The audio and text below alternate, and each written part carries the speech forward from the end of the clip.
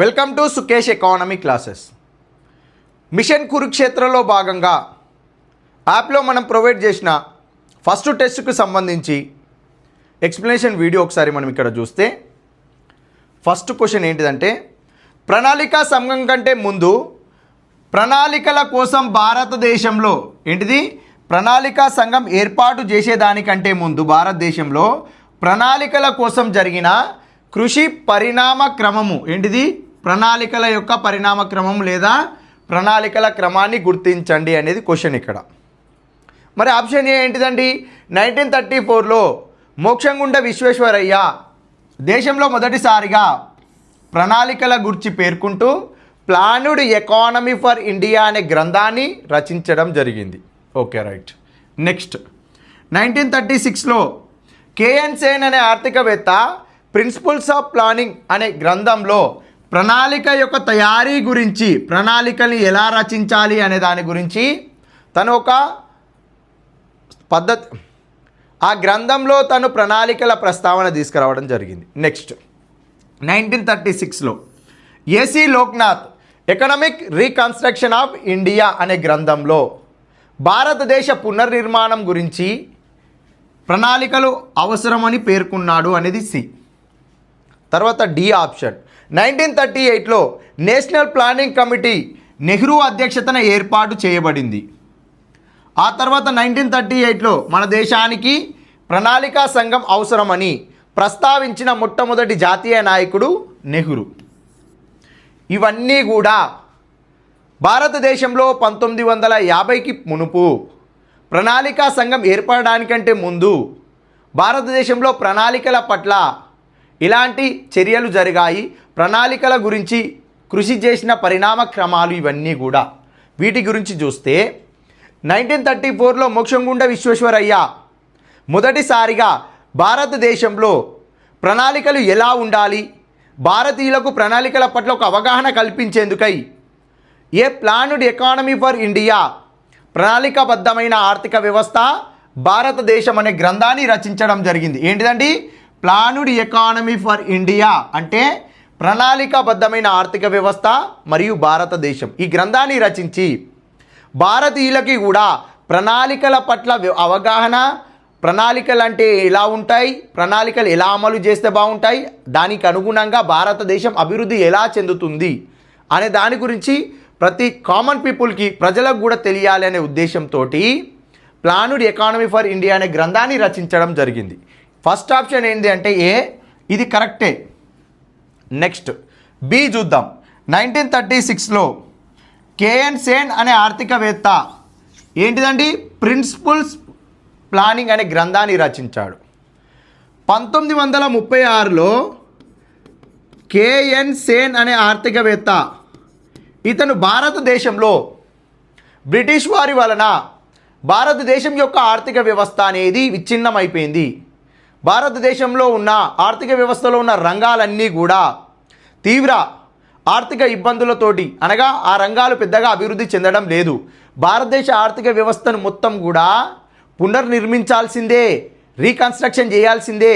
దీని భారతదేశ ఆర్థిక వ్యవస్థను పునర్నిర్మించాలి అంటే ఒక ప్రణాళికాబద్ధమైన వ్యవస్థ ఉండాలని చెప్పి కేఎన్ సేన్ అనే ఒక ఆర్థికవేత్త 1936లో ఎకనామిక్ రీకన్స్ట్రక్షన్ ఆఫ్ ఇండియా అనే గ్రంథాన్ని రచించాడండి. ఏంటిది? Economic reconstruction of India. Ego KN Sen రచించిన గ్రంథం ఇది. ఏంటిది?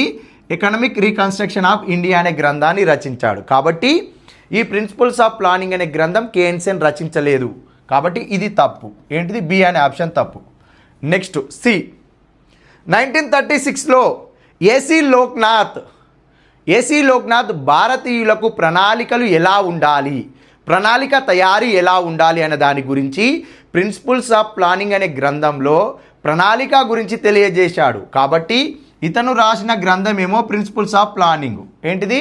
Principles of planning. కాబట్టి సి అనే ఆప్షన్ రాంగ్, ఇక్కడ బి అనే ఆప్షన్ కూడా రాంగ్. నెక్స్ట్ డి ఏంటిదండి? 1938లో నేషనల్ ప్లానింగ్ కమిటీ నెహ్రూ అధ్యక్షతన ఏర్పాటు చేయడం జరిగింది. 1938లో ఇండియన్ నేషనల్ కాంగ్రెస్కి అధ్యక్షత వహించిన సుభాష్ చంద్రబోస్ తను ఐఎన్సి సమావేశంలో భాగంగా భారతీయులకు కూడా ప్రణాళికలు ఉంటే బాగుంటుంది ప్రణాళికల గురించి ప్రస్తావించిన మొట్టమొదటి జాతీయ నాయకుడు కూడా సుభాష్ చంద్రబోస్. తను 1938 ఐఎన్సి సమావేశంలో భాగంగా భారతదేశంలో ప్రణాళిక వ్యవస్థ గురించి ఆలోచించాల్సిందే, ప్రణాళికల గురించి మనము బ్రిటిష్ ప్రభుత్వానికి ఎంతో కొంత సలహాలు సూచనలు ఇవ్వాల్సిందే, దానికోసము ప్రత్యేకంగా భారత ప్రజలందరి పేదరికం నుంచి బయటకు తీసుకురావాలన్నా, దుర్భిక్షం నుంచి బీద ప్రజలను బయటకు తీసుకురావాలన్నా ప్రణాళికలు ఆవశ్యకం భారతదేశంలో అని చెప్పి మొదటిసారిగా ప్రస్తావించిన జాతీయ నాయకుడు సుభాష్ చంద్రబోస్. ఇతను ఐఎన్సి అధ్యక్షత వహిస్తున్న సందర్భంలోనే 1938లో నేషనల్ ప్లానింగ్ కమిటీని ఏర్పాటు చేశారు. ఈ నేషనల్ ప్లానింగ్ కమిటీకి అధ్యక్షత ఎవరు అంటే నెహ్రూను అధ్యక్షులుగా ఎన్నుకున్నారు. ఈ 1938లో ఐఎన్సి అధ్యక్షులు ఎవరు అంటే సుభాష్ చంద్రబోస్. ఎవరండి? సుభాష్ చంద్రబోస్. ఐఎన్సి అధ్యక్షులు అంటేనేమో సుభాష్ చంద్రబోస్. మనం కరెక్ట్ ఆన్సర్ పెట్టాలి. 1938లో ఏర్పాటు చేసిన నేషనల్ ప్లానింగ్ కమిటీకి అధ్యక్షులు ఎవరంటే నెహ్రూ చూజ్ చేసుకోవాలి. కాబట్టి 1938లో ఏం చేసిరండి? నేషనల్ ప్లానింగ్ కమిటీకి నెహ్రూను అధ్యక్షులు చేశారు. కాబట్టి ఇది రైటే. అదేవిధంగా 1938లో మన దేశానికి ప్రణాళికా సంఘం అవసరమని ప్రస్తావించిన మొట్టమొదటి జాతీయ నాయకుడు ఎవరండి? ఇక్కడ నెహ్రూ ఇచ్చారు. మన దేశానికి ప్రణాళికా సంఘం అవసరమని ప్రస్తావించిన మొట్టమొదటి జాతీయ నాయకుడు సుభాష్ చంద్రబోస్. అది కూడా 1938లో ఐఎన్సికి తను అధ్యక్షత వహిస్తున్న సందర్భంలోనే ప్రస్తావించడం జరిగింది. అతను ప్రస్తావించిన తర్వాతనే భారత జాతీయ కాంగ్రెసు భారతదేశానికి ఒక ప్రణాళిక ఉంటే బాగుంటుందేమో, అవి ఎలా ఉంటే బాగుంటాయి, వాటి గురించి అధ్యయనం చేయడం కోసమే నేషనల్ ప్లానింగ్ కమిటీని ఏర్పాటు చేశారు. కాబట్టి ఇది మనకి రాంగ్ అండి. ఏంటిది? ఇది కూడా రాంగ్. ఇది ఏంటిది? ఈ ఆప్షన్ కూడా రాంగ్. మనకి క్వశ్చన్లో ఏమడిగిండి? ఇక్కడ సరైనవి గుర్తించండా సరికానివి గుర్తించండి అడిగిండా? అది ఫస్ట్ ఐడెంటిఫై చేయాలి. ఏమడిగిండి ఇక్కడ? సరికానివి గుర్తించండి అన్నాడు. ఓకేనా? రైట్. మరికి సరైనవి ఏమేమి వచ్చినాయండి? ఇక్కడ మనకి ఆప్షన్ ఏలో సరైనది వచ్చింది, ఆప్షన్ డి సరైనది వచ్చింది. సరిగానివి ఏమేమి ఉన్నాయి ఇక్కడ? ఆప్షన్ బి సరికాదు, ఆప్షన్ సి సరికాదు, ఆప్షన్ ఈ కూడా సరికాదు. కాబట్టి ఇక్కడ బిసిఈ వరుసగా ఏది ఉందో అది మనకి ఆన్సర్ అవుతుంది. ఇక్కడ ఏసిడి ఏ కరెక్టే కదా, కాబట్టి ఇది మనకి ఆన్సర్ కాదు.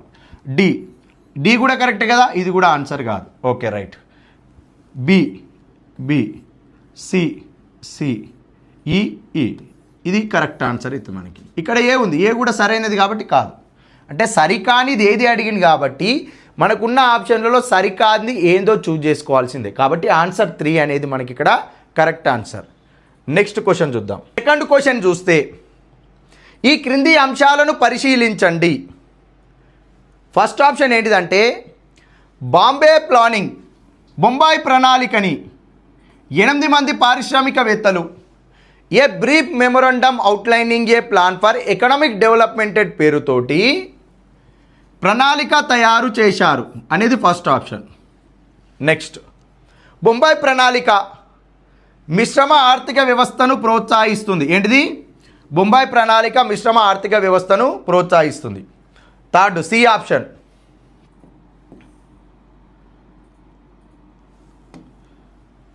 1944లో గాంధీజీ సిద్ధాంతాలను దృష్టిలో ఉంచుకొని వినోబా భావే ఏంటిది? వినోబా భావే 3500 కోట్ల వ్యయంతో గాంధీ ప్రణాళికను రూపొందించడం జరిగింది. నెక్స్ట్ డి గాంధీ ప్రణాళికలో పెట్టుబడిదారీ ఆర్థిక వ్యవస్థకు ప్రాధాన్యత ఇవ్వడం జరిగింది. ఆప్షన్ ఈలో 1944-45లో ఇండియన్ లేబర్ ఫెడరేషన్కి చెందిన ఎంఎన్ రాయ్ ప్రజా ప్రణాళికను రూపొందించారు. ఇందులో వ్యవసాయ వినియోగ వస్తువులకు అదేవిధంగా వస్తు ఉత్పత్తికి అధిక ప్రాధాన్యత ఇవ్వడం జరిగింది. ఇవి మనకి ఇచ్చిన ఆప్షన్స్. సరికానివి గుర్తించండి. ఏంటిది? సరికానివి గుర్తించమని అంటుండు. మరి ఏవి సరైనవి ఏవి సరికావు అనేది ఇక్కడ చూస్తే ఫస్ట్ ఆప్షన్లో బాంబే ప్రణాళికను బొంబాయికి చెందిన 8 మంది పారిశ్రామికవేత్తలు a brief memorandum outlining a plan for economic development పేరుతోటి బొంబాయి ప్రణాళికను రచించి 1944లో ముద్రించడం జరిగింది. కాబట్టి ఇది కరెక్ట్ ఆన్సర్. సెకండ్ బొంబాయి ప్రణాళిక మిశ్రమ ఆర్థిక వ్యవస్థను ప్రోత్సహించింది. బొంబాయి ప్రణాళిక మిశ్రమ ఆర్థిక వ్యవస్థను ప్రోత్సహించలేదు, పెట్టుబడిదారీ ఆర్థిక వ్యవస్థను ప్రోత్సహించడం జరిగింది. ఎక్కువగా పారిశ్రామిక రంగం పైన పెట్టుబడి చేయాలి, పారిశ్రామిక రంగం పైన కాన్సన్ట్రేట్ చేయాలని చెప్పి తెలియజేయడం జరిగింది. బొంబాయి ప్రణాళిక అనేది 10,000 కోట్ల రూపాయలతోటి 15 సంవత్సరాల కాలానికి ప్రణాళిక రచించి తలసరి ఆదాయాన్ని రెట్టింపు చేయాలి, జాతీయ ఆదాయాన్ని 3 రెట్లు పెంచాలి అని చెప్పి బొంబాయి ప్రణాళికను రచించి అందులో పారిశ్రామిక రంగానికి అధిక ప్రాధాన్యత ఇస్తూ పెట్టుబడిదారీ ఆర్థిక వ్యవస్థ కోసము ఎక్కువగా ఈ ప్రణాళిక యొక్క ప్రభావం చూపడం జరుగుతుంది, మిశ్రమ ఆర్థిక వ్యవస్థకి కాదు. కాబట్టి బొంబాయి ప్రణాళిక అనేది మిశ్రమ ఆర్థిక వ్యవస్థను ప్రోత్సహించింది అనేది ఇక్కడ రాంగ్. నెక్స్ట్ థర్డ్ చూద్దాం. 1944లో గాంధీజీ సిద్ధాంతాలను దృష్టిలో ఉంచుకొని వినోబా భావే, పేరు గుర్తుపెట్టుకోవాలండి, ఈ పేరే మనకి తప్పిస్తాడు, అక్కడనే పోతుంది ఆన్సరు. ఏమంటుండే ఇక్కడ వినోబా భావే. గాంధీజీ సిద్ధాంతాలను పాటించిన వ్యక్తిలో వినోబా భావే కూడా ఉన్నాడు. కానీ గాంధీ ప్రణాళిక సమయంలో మనకి శ్రీమన్నారాయణ అగర్వాల్ వస్తారండి. ఎవరు? శ్రీమన్నారాయణ అగర్వాల్. గాంధీజీ సిద్ధాంతాలను దృష్టిలో ఉంచుకొని శ్రీమన్నారాయణ అగర్వాల్ బొంబాయి ప్రణాళికను వ్యతిరేకిస్తూ గ్రామీణ ప్రాంతాల ఆవశ్యకత తెలియజేస్తూ పల్లెలు పట్టుకొమ్మలు, భారతదేశ అభివృద్ధి అనేది గ్రామాలలోనే ఉంది, గ్రామాలు అభివృద్ధి చెందితే దేశం అభివృద్ధి చెందుతున్న గాంధీజీ సిద్ధాంతానికి అనుగుణంగా శ్రీమన్నారాయణ అగర్వాల్ 3,500 కోట్ల రూపాయలతోటి గాంధీ ప్రణాళికను రచించడం జరిగింది. కాబట్టి సి ఆప్షన్ కూడా తప్పు, ఎందుకంటే ఇక్కడ పేరు తప్పించాడు. తర్వాత డి, గాంధీ ప్రణాళికలో పెట్టుబడిదారీ ఆర్థిక వ్యవస్థకు ప్రాధాన్యత అస్సలు కూడా కాదు. ఎందుకంటే గాంధీ ప్రణాళిక అంటేనే గ్రామాల అభివృద్ధిపైన ఎక్కువగా కాన్సన్ట్రేట్ చూపిస్తారు. చిన్న తరహా పరిశ్రమల అభివృద్ధి, కుటీర పరిశ్రమలకు ప్రాధాన్యత ఇవ్వడము, గ్రామీణాభివృద్ధికి ప్రాధాన్యత ఇవ్వడము, వ్యవసాయ రంగానికి అధిక ప్రియారిటీ ఇవ్వడం జరుగుతుంది గాంధీ ప్రణాళికలో భాగంగా. కాబట్టి పెట్టుబడిదారీ ఆర్థిక వ్యవస్థ యొక్క ఆవశ్యకతనే గాంధీ ప్రణాళికలో ఉండదు. కాబట్టి డి కూడా మనకి ఇక్కడ రాంగ్. ఈ ఆప్షన్ చూస్తే 1944-45లో ఇండియన్ లేబర్ ఫెడరేషన్కి చెందిన ఎంఎన్ రాయ్, ఏంటిది మానవేంద్రనాథ్ రాయ్ ప్రజా ప్రణాళికను రూపొందించి ఈ ప్రజా ప్రణాళికలో ఎక్కువగా దేనిపైన ప్రాధాన్యత చూపించారు అంటే వ్యవసాయం పైన, అదేవిధంగా గ్రామాలలో పట్టణాలలో ప్రజలు నిత్యం ఉపయోగించే వినియోగ వస్తువులను తయారు చేసే చిన్నతరహా పరిశ్రమలకు ఎక్కువగా ప్రాధాన్యత ఇవ్వాలి అని చెప్పి మనకి ప్రజా ప్రణాళికలో తెలియజేశారు. అదేవిధంగా వస్తు ఉత్పత్తియే ప్రధాన ధ్యేయంగా ఉండాలి, వస్తువులు ఎక్కువగా ఉత్పత్తి చేసి ప్రజలందరికీ కూడా తక్కువ ధరకు అందుబాటులో ఉండే విధంగా ప్రజలందరూ కూడా అన్ని రకాల వస్తువులను ఉపయోగించుకునే విధంగా ఉండాలని చెప్పి వస్తు ఉత్పత్తికి కూడా అధిక ప్రాధాన్యత కల్పించిన ప్రణాళికనే ప్రజా ప్రణాళిక. కాబట్టి మనకి ఈ అనేది కరెక్ట్ ఆన్సర్ అవుతుంది. ఇక్కడ ఇందులో మనకి ఏ కరెక్ట్ అయింది, ఈ కరెక్ట్ అయింది, ఈ రెండు కూడా కరెక్టే. మరి సరికానివి గుర్తించండి అన్నాడు. కాబట్టి మనకు ఈ ఆప్షన్లో ఏది ఉన్నా అది మనం తీసేసేయాలి. ఇక్కడ ఏ ఉంది, ఇది వదిలేసి, ఇక్కడ ఈ ఉంది, ఇది కూడా వదిలేసి, ఇక్కడ ఈ ఉంది, ఇది కూడా వదిలేసి, ఏమున్నాయండి ఇంకా బిసిడి, అంతే కదా. బి తప్పే, సి తప్పే, డి తప్పే. ఆన్సర్ ఏంటిది? సరికానివి గుర్తించండి. కాబట్టి మనకి ఆప్షన్ 3 అనేది కరెక్ట్ ఆన్సర్. నెక్స్ట్ క్వశ్చన్ చూద్దాం. ఈ క్రింది అంశాలను పరిశీలించండి. ఆప్షన్ ఏ, ప్రణాళికా సంఘం ఏర్పాటు 1951 మార్చి 15వ తారీఖు. ప్రణాళికా సంఘానికి అధ్యక్షులుగా రాష్ట్రపతి వ్యవహరిస్తారు అనేది బి ఆప్షన్లో ఉంది. ప్రణాళికా సంఘంలో పూర్తికాల సభ్యులు 4 నుండి 7 మంది. ప్రణాళికా సంఘంలో తాత్కాలిక సభ్యులు 4. పదవిరీత్యా కేంద్ర ఆర్థిక మంత్రి, కేంద్ర ప్రణాళికా శాఖ మంత్రి ప్రణాళికా సంఘంలో సభ్యులుగా ఉంటారు. ప్రణాళికా సంఘానికి ఉపాధ్యక్షులుగా ప్రధానమంత్రి ఉంటారు. ఇందులో సరికానివి గుర్తించండి అనేది ఇక్కడ మనకి క్వశ్చన్ వచ్చింది. సరైనవి కాదు, సరికానివి గుర్తించండి. సరైనవి తెలిస్తే సరైనవి ఆప్షన్లో ఉంటే ఆయన అదే పెట్టొస్తాం, అట్లా కాదు, సరికానివి గుర్తించాలి. మరి ప్రణాళిక సంఘాన్ని ఎప్పుడు ఏర్పాటు చేసిరండి? 1951లో మొదటి పంచవర్ష ప్రణాళిక ప్రారంభమైంది. ఏంటిది? మొదటి పంచవర్ష ప్రణాళిక ప్రారంభమైంది. ఆ మొదటి పంచవర్ష ప్రణాళిక ప్రారంభం కంటే ఒక సంవత్సరం ముందు, అనగా 1950 మార్చి 15వ తారీఖు నాడు మనకి ప్రణాళికా సంఘాన్ని ఏర్పాటు చేశారు.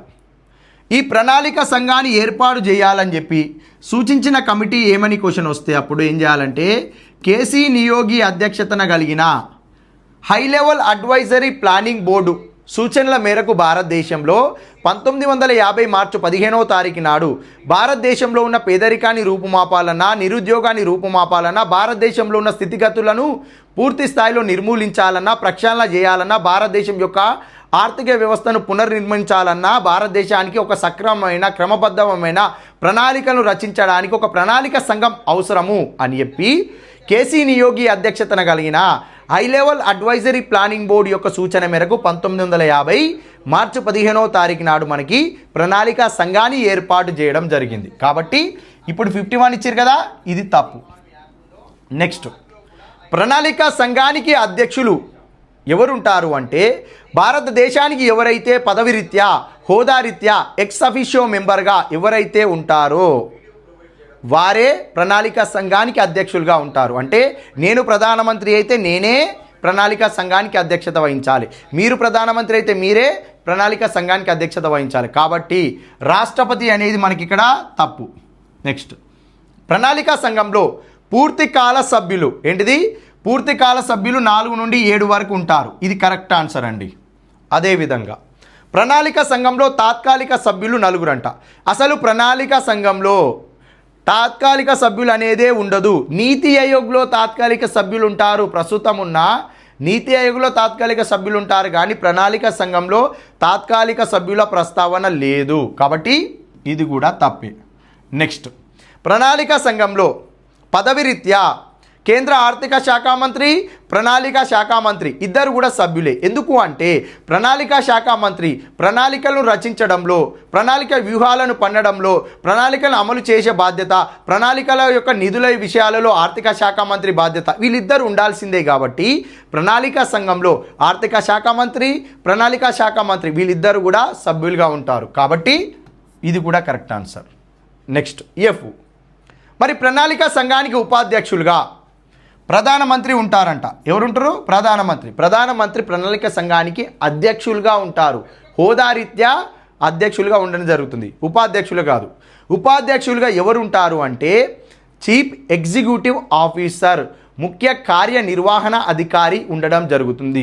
మనకి ప్రతి పంచవర్ష ప్రణాళికకి అధ్యక్షులు ప్రధానమంత్రులు ఉన్నప్పుడు ఉపాధ్యక్షులు కూడా ఉంటారు. మొదటి పంచవర్ష ప్రణాళికకి గుల్జారీ లాల్ నందా, రెండవ పంచవర్ష ప్రణాళికకి వీటి కృష్ణమాచారి, ఇలా మనకి ప్రతి పంచవర్ష ప్రణాళికకి చీఫ్ ఎగ్జిక్యూటివ్ ఆఫీసర్, ముఖ్య కార్యనిర్వహణ అధికారి అతనే ఉపాధ్యక్షులుగా ఉండడం జరుగుతుంది.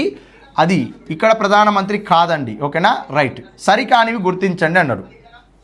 ఏ, బి, డిఎఫ్ అనేది మనకి ఇక్కడ సరికావు. సరైనవి ఏంటివి అంటే సిఈ అనేది సరైనవి. కాబట్టి ఏబిడిఎఫ్ ఇది కరెక్ట్ ఆన్సర్ అవుతుందండి. ఏంటిది? ఏబిడిఎఫ్ అనేది కరెక్ట్ ఆన్సర్ అవుతుంది. అంటే మీరు క్వశ్చన్ చదివేటప్పుడు ఈ ఆప్షన్స్ చూస్తున్నప్పుడు దీని బ్యాక్గ్రౌండ్ కూడా మీకు గుర్తొచ్చే విధంగానే చదువుకున్నప్పుడే మనం కరెక్ట్ ఆన్సర్ చేయగలుగుతాం. ఏదో మనకి ప్రణాళికా సంఘం 1950 మార్చి 15 ఏర్పడింది, అది 10 సార్లు చదివి వచ్చి ఆప్షన్ చూస్తే ఏదో చిన్న కన్ఫ్యూజన్లో కూడా పోగొడతాం. కాబట్టి చదివేటప్పుడు రూట్స్తో సహా చదవాల్సిందే అండి. బేస్ గట్టిగా వేస్తే ఏ క్వశ్చన్ ఇచ్చినా కరెక్ట్ ఆన్సర్ చేయగలుగుతాం కదా. నెక్స్ట్, ఈ క్రింది అంశాలను పరిశీలించండి. ఆప్షన్ ఏ, భారత ప్రణాళికల పితామహుడు జవహర్ లాల్ నెహ్రూ. భారత ప్రణాళికల మార్గదర్శి మోక్షం గుండా విశ్వేశ్వరయ్య. ప్రణాళికా సంఘానికి మొదటి అధ్యక్షులు నెహ్రూ. ప్రణాళికా సంఘం యొక్క చివరి ఉపాధ్యక్షులు మోడీ. ప్రణాళికా సంఘం యొక్క మొదటి ఉపాధ్యక్షులు గుల్జరీ లాల్ నందా. ఓకేనా? రైట్. భారత ప్రణాళికల పితామహుడు అని చెప్పి ఎవరిని పిలుస్తారు అంటే మోక్షం గుండా విశ్వేశ్వరయ్య అని పిలుస్తారు. ఎందుకంటే అరే భారతీయులకు ప్రణాళికలు ఉండాలి, భారతీయులకు ప్రణాళికల పట్ల అవగాహన ఉండాలి, భారతదేశంలో ప్రణాళిక వ్యవస్థ ఉంటేనే దేశం ఎంతో కొంత ఆర్థికంగా అభివృద్ధి చెందే అవకాశం ఉంటుందని చెప్పి మొట్టమొదటిసారి భారతీయులకు ప్రణాళికలను పరిచయం చేసిన వ్యక్తే మోక్షం గుండా విశ్వేశ్వరయ్య. కాబట్టి అతన్ని భారతీయ ప్రణాళికల పితామహుడుగా పిలవడం జరుగుతుంది. కాబట్టి ఆప్షన్ ఏ ఇక్కడ ఏమవుతుందండి? ఇది తప్పు. మరి భారత ప్రణాళికల మార్గదర్శి అని ఎవరిని అంటారు అంటే జవహర్లాల్ నెహ్రూను మార్గదర్శి అంటారు. ఎందుకు అంటే నెహ్రూ ప్రణాళికల్ని ఏ దేశాన్ని ఆదర్శంగా తీసుకొని ప్రణాళికల్ని భారతదేశంలో అమలు చేయాలనుకున్నారు అంటే రష్యా దేశాన్ని ఆదర్శంగా తీసుకొని భారతదేశంలో ప్రణాళికలు అమలు చేయాలనుకున్నారు. ఎందుకు? రష్యా అనేది సామ్యవాద భావజాలాలు కలిగిన దేశము. ప్రభుత్వ నియంత్రణలోనే వస్తువు ఉత్పత్తి జరుగుతుంది, వస్తువు ధర నిర్ణయించడం జరుగుతుంది, వస్తువు పంపిణీ జరుగుతుంది. ప్రణాళికల్ని కూడా ప్రభుత్వమే తన యొక్క నియంత్రణలకు లోబడే ప్రతి అంశాన్ని కూడా ప్రణాళిక రచించి అమలు చేయడం జరుగుతుంది.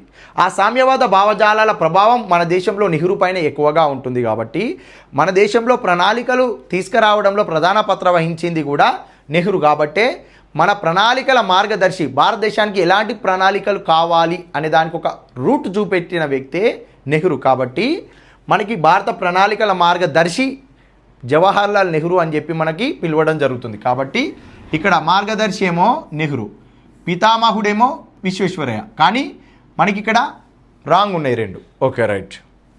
C option. ప్రణాళికా సంఘం మొదటి అధ్యక్షులు. మొదటి పంచవర్ష ప్రణాళిక సమయంలో 1951లో భారతదేశానికి ప్రధాని ఎవరు అంటే నెహ్రూ ఉన్నారు. కాబట్టి ఇతను పంచవర్ష ప్రణాళికకి ఆ సమయంలో ప్రణాళిక సంఘానికి అధ్యక్షులుగా వ్యవహరిస్తారు. కాబట్టి ఇది కరెక్ట్ ఆన్సర్ అవుతుంది. ప్రణాళిక సంఘం యొక్క చివరి ఉపాధ్యక్షులు. మనకి మొత్తం ఎన్ని పంచవర్ష ప్రణాళికలు ఉన్నాయి? 12. మరి 12వ పంచవర్ష ప్రణాళిక అంటే ఇదేంది? చివరి పంచవర్ష ప్రణాళిక. ఈ చివరి పంచవర్ష ప్రణాళిక కాలంలో ప్రణాళిక సంఘానికి అధ్యక్షత వహించింది ఎవరు అండి? మన్మోహన్ సింగ్ అధ్యక్షత వహించారు. ఓకేనా, రైట్. ఈ 12వ పంచవర్ష ప్రణాళిక యొక్క అంతం చివరి వరకు అనగా 2012 నుండి 2017 వరకు మనకి 12వ పంచవర్ష ప్రణాళిక. ఓకేనా, రైట్. 2012 నుండి 2014 వరకు మన్మోహన్ సింగ్ ప్రధానమంత్రిగా ఉన్నాడు. 14 తర్వాత మనకి ఎవరు వచ్చారండి? మోదీ. 2017 వరకు కూడా 12వ పంచవర్ష ప్రణాళిక కొనసాగింది. ఏంటిది? కొనసాగింది. నీతి ఆయోగ్ 2015లో రావచ్చు, కానీ 12వ పంచవర్ష ప్రణాళికలు 17 వరకు అనగా 2017 వరకు కొనసాగించారు. కాబట్టి 2017లో ప్రణాళిక సంఘానికి అధ్యక్షత ఎవరు వహించారు అంటే నరేంద్ర మోడీ వ్యవహరించారు. కానీ ఇక్కడ ఉపాధ్యక్షులు ఇచ్చారు. అధ్యక్షులు ఇచ్చి ఉంటే మోదీ అనే ఆప్షన్ కరెక్ట్ అయ్యేది. ఓకేనా, రైట్. కాబట్టి ఇది రాంగ్. ప్రణాళిక సంఘానికి మార్గదర్శి రాంగ్, ఇది రాంగ్, ఇది కరెక్టే. నెక్స్ట్ ఈ అనే ఆప్షన్ చూద్దాం. ప్రణాళిక సంఘం యొక్క మొదటి ఉపాధ్యక్షులు ఎవరండి? గుల్జరీ లాల్ నందా. ఎవరు? గుల్జరీ లాల్ నందా. కరెక్ట్ ఆన్సర్ ఇది. ఏంటిది? Correct answer. Okay, right. ఇక్కడ మనకి సిఈ కరెక్ట్ అయినాయి. సరికానివి గుర్తించండి అన్నాడు. ఏంటి సరికానివి? ఏబిడి అనేది సరికానివి అయితే, అంతేనా కాదా? రైట్. ఇక్కడ చూడు, ఏబిడి అనేది మనకి ఇక్కడ కరెక్ట్ ఆన్సర్ అవుతుంది. ఏంటిది? ఆప్షన్ ఏ, బిడి. ఈ మూడు కూడా సరికానిలో భాగంగా ఉంటాయి. ఓకేనా, రైట్. నెక్స్ట్ క్వశ్చన్ చూద్దాం. Next question 5th. ఈ క్రింది అంశాలను పరిశీలించండి. ఆప్షన్ ఏ, 1952 ఆగస్టు 6న కేంద్ర నిర్వాహక మండలి తీర్మానం ద్వారా జాతీయ అభివృద్ధి మండలిని ఏర్పాటు చేశారు. నెక్స్ట్ ఎన్డీసీకి అధ్యక్ష పదవి రీత్యా రక్షణ శాఖ మంత్రి వ్యవహరిస్తారు. ఎన్డీసీలో సభ్యులు కేంద్ర క్యాబినెట్ మంత్రులు, అన్ని రాష్ట్రాల ముఖ్యమంత్రులు, కేంద్రపాలిత ప్రాంతాల ముఖ్యమంత్రులు, కేంద్రపాలిత ప్రాంతాల లెఫ్టినెంట్ గవర్నర్లు, నీతి ఆయోగ్ సభ్యులు ఉంటారు. ఆప్షన్ డి, ప్రణాళిక సంఘం స్థానంలో 2016 జనవరి 1న నీతి ఆయోగ్ ఏర్పాటు చేయడం జరిగింది. ఓకేనా, రైట్. ఆప్షన్ ఏమంటారండి? 1952లో ఆగస్టు 6వ తారీఖు నాడు కేంద్ర క్యాబినెట్ యొక్క మీటింగ్లో ఒక ఎగ్జిక్యూటివ్ ఆర్డర్ ద్వారా, కార్యనిర్వాహక ఉత్తర్వు ద్వారా జాతీయ అభివృద్ధి మండలి, నేషనల్ డెవలప్మెంట్ కౌన్సిల్ని ఏర్పాటు చేశారు. ఓకేనా, రైట్. ఇది కరెక్టే. ఎన్డీసీకి అధ్యక్షత ఎవరు? పదవిరీత్యా రక్షణ శాఖ మంత్రి వ్యవహరిస్తారు. కాదండి, ప్రణాళిక సంఘానికి ఎవరైతే పదవిరీత్యా అధ్యక్షత వహిస్తారో ప్రధానమంత్రి, వారే నేషనల్ డెవలప్మెంట్ కౌన్సిల్కి అనగా జాతీయ అభివృద్ధి మండలికి కూడా అధ్యక్షత వహిస్తారు. కాబట్టి రక్షణ శాఖ మంత్రి అనేది కూడా కరెక్ట్ కాదు ఇక్కడ. నెక్స్ట్ ఎన్డీసీలో సభ్యులు కేంద్ర క్యాబినెట్ సభ్యులు, అన్ని రాష్ట్రాల ముఖ్యమంత్రులు, కేంద్రపాలిత ప్రాంతాల ముఖ్యమంత్రులు, కేంద్రపాలిత ప్రాంతాల లెఫ్టినెంట్ గవర్నర్లు, వీళ్ళతో పాటు నీతి ఆయోగ్ సభ్యులు అంటున్నారు. కాబట్టి ఇది కరెక్టే. కానీ 1952 ఆగస్టు 6న నేషనల్ డెవలప్మెంట్ కౌన్సిల్ ఏర్పాటు చేసిన సందర్భంలో ఈ యొక్క నేషనల్ డెవలప్మెంట్ కౌన్సిల్ జాతీయ అభివృద్ధి మండలిలో సభ్యులు ఎవరు అంటే అధ్యక్షత వహించిన ప్రధానమంత్రి, వీరితో పాటు భారతదేశంలో ఉన్న అన్ని రాష్ట్రాల ముఖ్యమంత్రులు మాత్రమే సభ్యులుగా ఉండేవారు. 1967 తర్వాత భారతదేశంలోని పరిపాలన ఎలా ఉంది, రాష్ట్రాలు సంతృప్తిగా ఉన్నాయా కేంద్రం యొక్క పరిపాలన గురించి, వీటి గురించి అధ్యయనం చేయాలి అని చెప్పి ఒక పరిపాలన సంస్కరణల సంఘాన్ని ఏర్పాటు చేస్తే ఆ పరిపాలన సంస్కరణల సంఘం తన యొక్క నివేదికలో ప్రణాళిక సంఘం గురించి కూడా ఒక 2-3 సూచనలు చేసింది. ఏమని అంటే ప్రణాళిక రచించినప్పుడు అంతిమంగా ఆమోదించే ఎన్డీసీలో సభ్యులుగా ప్రధానమంత్రి, అన్ని రాష్ట్రాల ముఖ్యమంత్రులతో పాటు కేంద్రపాలిత ప్రాంతాల ముఖ్యమంత్రులు, కేంద్రపాలిత ప్రాంతాల లెఫ్టినెంట్ గవర్నర్లు, అదేవిధంగా మీరు ఎన్డీసీని ఏర్పాటు చేసిందే కేంద్ర క్యాబినెట్ ఉత్తర్వు ద్వారా, కార్యనిర్వాహక ఉత్తర్వు ద్వారా ఆ యొక్క కేంద్ర మంత్రిమండలి కూడా ఈ ఎన్డీసీలో సభ్యులుగా ఉండాలి అని చెప్పి మనకి సూచించింది 1967లో పరిపాలన సంస్కరణల సంఘం. ఆ పరిపాలన సంస్కరణల సంఘం సూచన మేరకే మనకి కేంద్ర క్యాబినెట్ మంత్రులు వచ్చారు, కేంద్రపాలిత ప్రాంతాల ముఖ్యమంత్రులు వచ్చారు, కేంద్రపాలిత ప్రాంతాల లెఫ్టినెంట్ గవర్నర్లు వచ్చారు. ఎప్పుడైతే నీతి ఆయోగ్ ఏర్పడిందో నీతి ఆయోగ్లో భాగంగా ఎన్డీసీ ఇప్పుడు అలానే కొనసాగుతుంది.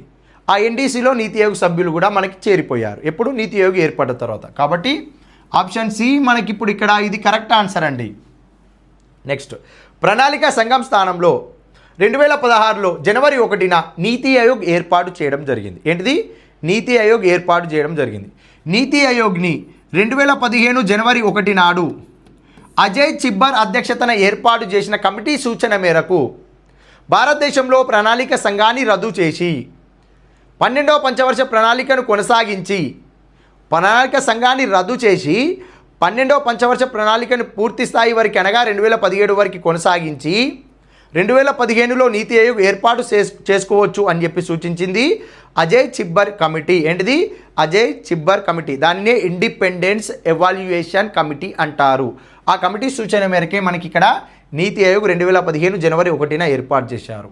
మరి ఇక్కడ ఏముందండి? 2016 ఉంది. కాబట్టి ఇది కూడా రాంగ్. ఓకేనా? రైట్. సరికానివి గుర్తించండి అన్నాడు. మనకి ఇక్కడ ఏ కరెక్టే, సి కరెక్టే. సరికానివి ఏంటి అండి? బి కరెక్ట్ కాదు, డి కరెక్ట్ కాదు. ఆన్సర్ ఏంటిదండి? ఫోర్త్ ఇక్కడ సరికానిది. నెక్స్ట్ చూద్దాం. ఈ క్రింది వాటిని జతపరచండి. ఆర్థిక ప్రణాళిక రకాలు. ఫస్ట్ ఏంటంటే ప్రజల భాగస్వామ్యం ఆధారంగా, ప్రభుత్వ పాత్ర ఆధారంగా. ఏంటిది? ఇది ప్రభుత్వ పాత్ర ఆధారంగా. నెక్స్ట్ వనరుల కేటాయింపు ఆధారంగా, అమలు చేయు కాలపరిమితి, సరళత్వం ఆధారంగా. ప్రజల భాగస్వామ్యం ఆధారంగా ఇందులో ఏమిచ్చిందండి? స్థిర ప్రణాళిక, భౌతిక ప్రణాళిక, స్వల్పకాలిక, ఆదేశాత్మక, కేంద్రీకృత ప్రణాళిక. ఇందులో ప్రజలు దేనిలో నిమగ్నమై ఉంటారు అది మీరు ఫస్ట్ కాన్సన్ట్రేట్ చేయాలి. దేనిలో అంటే కేంద్రీకృత ప్రణాళికలో, సెంట్రలైజ్డ్ ప్లానింగ్లో ప్రజలు అనే పదం కనిపిస్తుంది. ఎందుకు అంటే ప్రణాళిక రచనలో గ్రామ స్థాయిలో ఉన్న ప్రజల అభిప్రాయాలు, మండల స్థాయిలో ఉన్న అధికారుల అభిప్రాయాలు, జిల్లా స్థాయిలో ఉన్న అధికారుల అభిప్రాయాలు, రాష్ట్ర స్థాయి ప్రణాళిక సంఘం యొక్క అభిప్రాయాలు వేటిని కూడా తీసుకోకుండా కేంద్ర ప్రభుత్వ ఆధీనంలో ఉండే కేంద్ర ప్రణాళికా సంఘం ప్రణాళిక రచించి కేంద్రము, రాష్ట్రము, జిల్లా, మండలం, గ్రామ స్థాయి వరకు కూడా ప్రణాళికని అమలు చేస్తే దానినే సెంట్రలైజ్డ్ ప్లానింగ్, కేంద్రీకృత ప్రణాళిక అంటారు. మరి ఈ కేంద్రీకృత ప్రణాళికలో ప్రజల యొక్క ఏం కావాలి, ఆ ప్రజల యొక్క అభిప్రాయాలను తీసుకోకుండానే కేంద్ర ప్రణాళికా సంఘమే ప్రణాళిక రచించి అమలు చేస్తుంది. కాబట్టి దీనిని సెంట్రలైజ్డ్ ప్లానింగ్ అంటారు. గ్రామ స్థాయి నుంచి ప్రణాళిక రచనలో అభిప్రాయాలు తీసుకుంటే దానిని డిసెంట్రలైజ్డ్, వికేంద్రీకృత ప్రణాళిక అంటారు. కాబట్టి ప్రజల భాగస్వామ్యం ఆధారంగా ప్రణాళిక అన్నప్పుడు మనకి కేంద్రీకృత ప్రణాళిక ఇక్కడ కరెక్ట్ ఆన్సర్ అవుతుంది. అంటే ఏకి 5 ఆన్సర్ కరెక్ట్. ఓకేనా? రైట్. నెక్స్ట్ ప్రభుత్వ పాత్ర ఆధారంగా. ఏంటిది? ప్రభుత్వ పాత్ర ఆధారంగా చూస్తే మిగిలిపోయిన 4లో స్థిర ప్రణాళిక, భౌతిక ప్రణాళిక, స్వల్పకాలిక, ఆదేశాత్మక. ఏంటిది? ఆదేశం ఇస్తున్నాను, నేను మీకు ఆదేశిస్తున్నాను, మీరు మీ కుటుంబకులకు ఆదేశిస్తున్నారు. అంటే మీరు ఏం చేస్తున్నారు? మీ ఇంట్లో వాళ్ళని నియంత్రణ చేస్తున్నారు. నేను మిమ్మల్ని నియంత్రణ చేస్తున్నాను.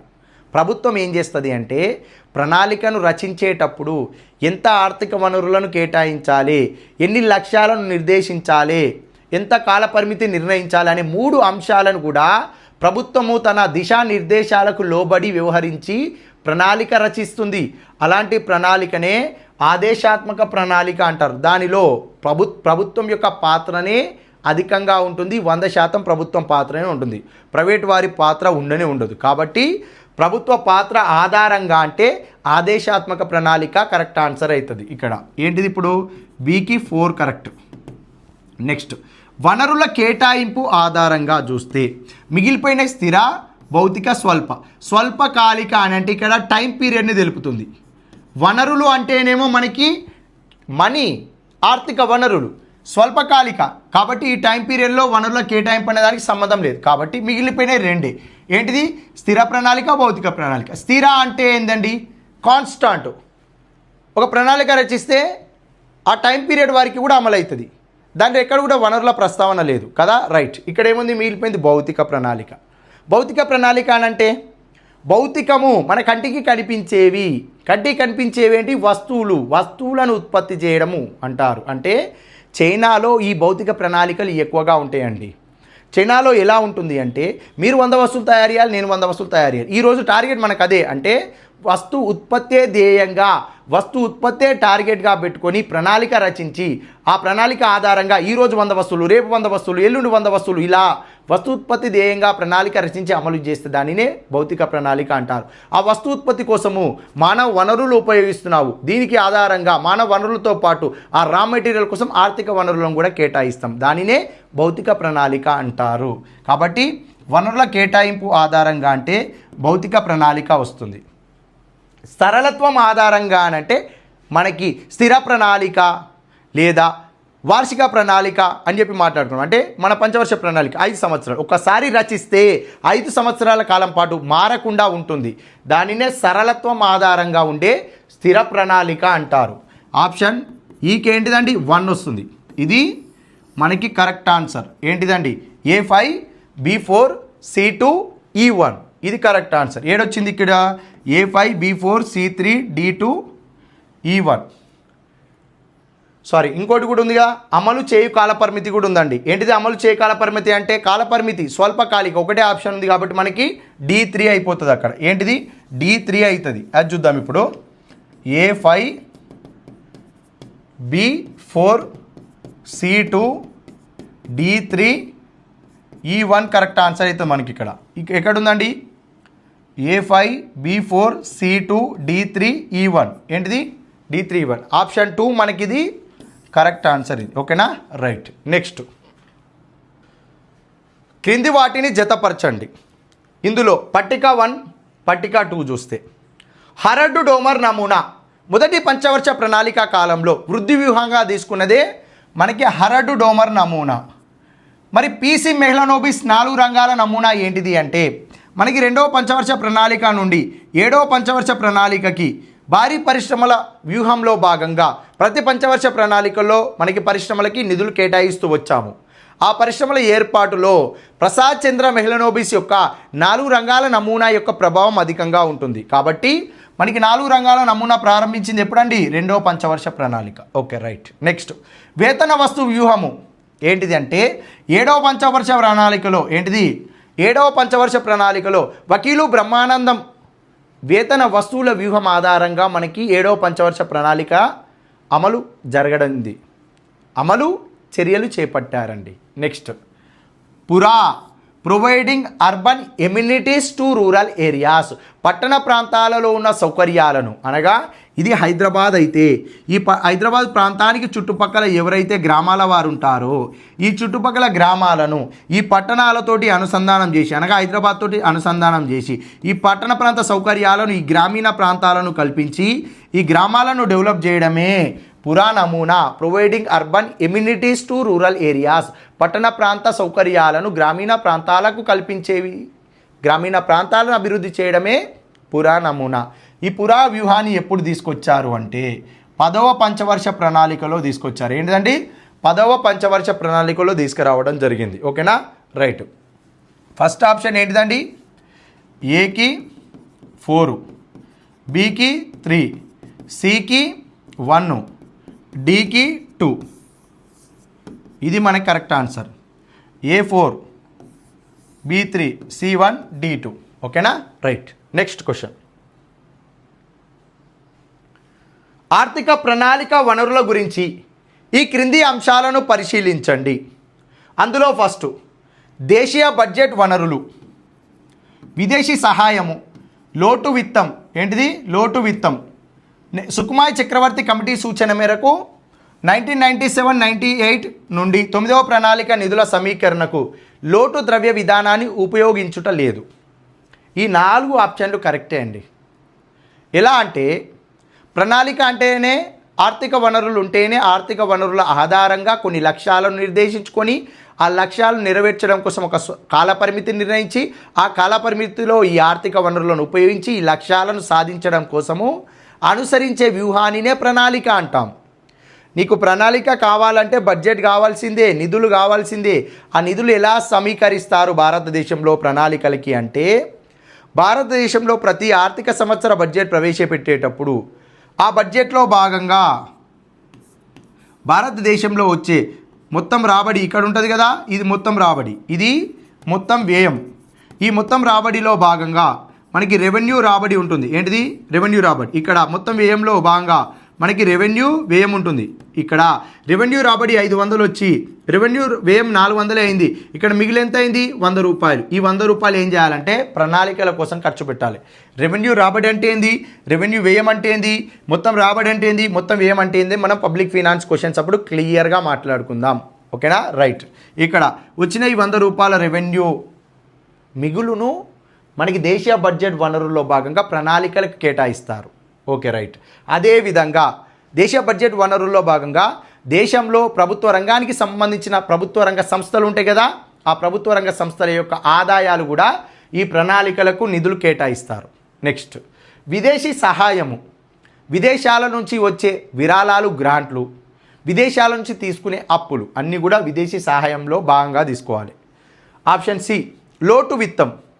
ప్రభుత్వము దేశీయ బడ్జెట్ వనరులు లేవు, విదేశాలు సహాయం చేయలేదు, ప్రణాళికలు నడవాలి అంటే ఖచ్చితంగా కొత్త ద్రవ్యాన్న ముద్రించాలి, లేకుంటే అప్పులన్న చేయాలి. కానీ అప్పులు చేయకుండా నూతన కరెన్సీని ముద్రించే వ్యవస్థనే లోటు ద్రవ్య విధానం, లోటు విత్తం అంటారు. ఈ లోటు విత్తం ద్వారా కూడా ప్రణాళికలకి నిధులు కేటాయించారు.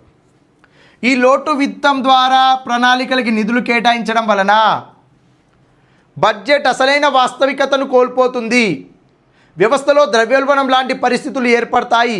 ప్రతి పంచవర్ష ప్రణాళికకి మీరు నూతన కరెన్సీని ముద్రించి ప్రణాళికలకి నిధులు కేటాయిస్తే వ్యవస్థలో ద్రవ్యోల్బణం ఏర్పడుతుంది, బడ్జెట్ తన యొక్క వాస్తవికతను కోల్పోతుందని తెలియజేసిన వ్యక్తి సుకుమాయ్ చక్రవర్తి కమిటీ. ఈ సుకుమాయ్ చక్రవర్తి కమిటీ సూచన మేరకు 1997-98 ఆర్థిక సంవత్సర బడ్జెట్ నుంచి కోశలోటు అనే ప్రస్తావనను తీసుకొచ్చి ఆ బడ్జెట్లో భాగంగానే ప్రణాళికలకి వచ్చే ప్రణాళిక అనగా 9వ పంచవర్ష ప్రణాళికకి నిధుల సమీకరణలో మేము లోటు విత్తాన్ని ఉపయోగించము అని చెప్పి బడ్జెట్లోనే ప్రకటించారు. కాబట్టి లోటు ద్రవ్య విధానాన్ని 9వ పంచవర్ష ప్రణాళిక నిధుల సమీకరణలో ఉపయోగించలేదు. ఒకటిది లోటు ద్రవ్య విధానం. ఈ 4 కూడా కరెక్టే. ఏబిసిడి మనకి ఇక్కడ కరెక్ట్ ఆన్సర్ అవుతుందండి. నెక్స్ట్ 9th చూద్దాం. ఈ క్రింది వాటిని జతపరచండి. ఒక సైడ్ ఏమో మనకి రంగాలు ఇచ్చిండు, ఒక సైడ్ ఏమో ప్రణాళికలు. అంటే ఏ పంచవర్ష ప్రణాళికలో ఏ రంగానికి మొదటి ప్రాధాన్యత ఇచ్చారో అవి చూద్దాం. ఓకేనా? రైట్. వ్యవసాయం, నీటిపారుదల రంగానికి మొదటి మరియు 4వ పంచవర్ష ప్రణాళికలో అధిక ప్రాధాన్యత ఇచ్చారు. పరిశ్రమల రంగానికి చూస్తే 5వ పంచవర్ష ప్రణాళికలో అధిక ప్రాధాన్యత ఇచ్చారు. రవాణా సమాచారం చూస్తే 2, 3, 9 ప్రణాళికలో అధిక ప్రాధాన్యత ఇవ్వడం జరిగింది. నెక్స్ట్ శక్తికి 6, 7, 8 నిధులు ఏంటిదండి? శక్తికి అధిక నిధులు కేటాయించారు, అధిక ప్రాధాన్యత ఇవ్వడం జరిగింది. సాంఘిక సేవలు 10, 11, 12 పంచవర్ష ప్రణాళికల్లో భాగంగా మనకి సాంఘిక సేవలకే అధిక ప్రియారిటీ ఇచ్చారు. అంటే ఏ పంచవర్ష ప్రణాళికల్లో ఏ రంగాలకు అధిక ప్రాధాన్యత ఇచ్చారు అనగా మనము ప్రతి పంచవర్ష ప్రణాళిక గురించి చదువుకునేటప్పుడు బేసిక్ అంశాలు చదువుతాం. పంచవర్ష ప్రణాళిక యొక్క ప్రాధాన్యత అంశం అధ్యక్షులు, ఉపాధ్యక్షులు, వృద్ధి వ్యూహము, వృద్ధి నమూనా, తలసరి ఆదాయ వృద్ధి రేటు, ఆశించిన వృద్ధి రేటు, సాధించిన వృద్ధి రేటు, ఇవి బేసిక్ అంశాలు తప్పనిసరిగా నేర్చుకోవాలి. మొన్న అడిగిన గ్రూప్ 2లో కూడా ఈ బేసిక్ అంశాల నుంచి 3 ప్రశ్నలు వచ్చాయండి, అది గుర్తుపెట్టుకోవాలి. ఓకేనా? అన్నిటికీ కూడా సమానంగా ఉన్నాయి. A1, B2, C3, D4, E5 correct answer ఇది. ఓకేనా? రైట్. Next question. ఈ క్రింది అంశాలను పరిశీలించండి. ఆప్షన్ ఏ, రెండవ ప్రణాళికలో దేశీయ వనరులు అతి తక్కువగా 50% మాత్రమే కలదు. Okay, right. నెక్స్ట్, విదేశీ సహాయము మూడవ ప్రణాళికలో అత్యధికంగా 28% పొందడం జరిగింది. ఇది కూడా కరెక్టే. నెక్స్ట్, లోటు విత్తం 9వ ప్రణాళికలో 20% సమకూర్చడం జరిగింది. లేదండి, 20% అనేది రెండవ పంచవర్ష ప్రణాళికలో భాగంగా సమకూర్చడం జరిగింది. అదేవిధంగా విదేశీ సహాయము 10వ ప్రణాళిక నుండి ఉపయోగించడం లేదు. ఇది కూడా కరెక్ట్ ఆన్సర్. 9వ పంచవర్ష ప్రణాళిక వరకే మాత్రమే భారత పంచవర్ష ప్రణాళికలో భాగంగా ఎంతో కొంత విదేశీ సహాయం నుండి వచ్చిన నిధులను కేటాయించారు. 10వ పంచవర్ష ప్రణాళిక నుండి విదేశీ సహాయాన్ని కోరలేదు. విదేశీ సహాయం ద్వారా వచ్చిన నిధులను ప్రణాళికలకు ఉపయోగించలేదు. నెక్స్ట్, 9వ ప్రణాళిక 100% దేశీయ వనరులను సమకూర్చడం జరిగింది. లేదు, 9వ పంచవర్ష ప్రణాళికలో 94% మాత్రమే దేశీయ వనరులు సమకూర్చడం జరిగింది. 10, 11, 12 పంచవర్ష ప్రణాళికల్లో 100% దేశీయ వనరులను సమకూర్చే 10వ పంచవర్ష ప్రణాళిక, 11వ పంచవర్ష ప్రణాళిక, 12వ పంచవర్ష ప్రణాళికను అమలు చేశారు. కానీ 9 అయితే 94% మాత్రమే దేశీయ వనరులను సమకూర్చుకున్నారు. కాబట్టి ఇది తప్పు అవుతుందండి. Okay, right. సరైన సమాధానం గుర్తించండి. ఇప్పుడు చూడాలి మనకి ఏది సరైన సమాధానం అవుతుంది. ఇక్కడ ఏ, బి, డి సరైన సమాధానం అవుతుంది. లోటు విత్తంది కూడా మనకి ఇక్కడ రాంగ్ అవుతుంది. ఎందుకు? 9th ప్లానింగ్ ఇచ్చాడు కాబట్టి ఏబిడి మనకి కరెక్ట్ ఆన్సర్. ఇక్కడ ఫస్ట్ ఇది కరెక్ట్ ఆన్సర్ అవుతుందండి. మనకి ఇది చూసుకోవాలి. ఈ క్రింది వాటిని జతపరచండి. ఒక సైడు ప్రణాళికలు, ఒక సైడు ప్రణాళికల యొక్క అధ్యక్షులు ఇచ్చాడు. ఏ పంచవర్ష ప్రణాళిక కాలంలో ప్రణాళిక సంఘానికి అధ్యక్షత వహించింది ఎవరు అనేది చూజ్ చేసుకోవాలి. మనకి 8వ ప్రణాళిక 9, 11, 7, 3, 4 సుమారుగా 6 ప్రణాళికలకు సంబంధించి ఆ ప్రణాళికల కాలాల్లో ప్రణాళిక సంఘం యొక్క అధ్యక్షులను జతపరచమన్నాడు. మొత్తం 12 పంచవర్ష ప్రణాళికలు. ఆ 12 పంచవర్ష ప్రణాళికల కాలంలో అధ్యక్షత వహించిన అధ్యక్షులు ఎవరు ఒకసారి చూస్తే మనం ఏ క్వశ్చన్ ఇచ్చినా ఈజీగా చేస్తాం. ఓకేనా, రైట్. 1, 2, 3 ఈ 3 పంచవర్ష ప్రణాళికలకు అధ్యక్షత వహించింది ఎవరండి? నెహ్రూ. ఓకేనా, రైట్. 4, 5, 6 ఈ పంచవర్ష ప్రణాళికలకి అధ్యక్షత వహించింది ఎవరు అంటే ఇందిరా గాంధీ. ఎవరు? ఇందిరా గాంధీ. Okay, right. 7వ పంచవర్ష ప్రణాళికకి అధ్యక్షత వహించింది ఎవరు అంటే రాజీవ్ గాంధీ. ఏంటిది? రాజీవ్ గాంధీ. Okay, right. 8వ పంచవర్ష ప్రణాళికలకి పివి నరసింహారావు. ఏంటిది? నరసింహారావు. ఓకేనా, రైట్. 9వ పంచవర్ష ప్రణాళికకి ఐకే గుజ్రాల్. ఎవరండి?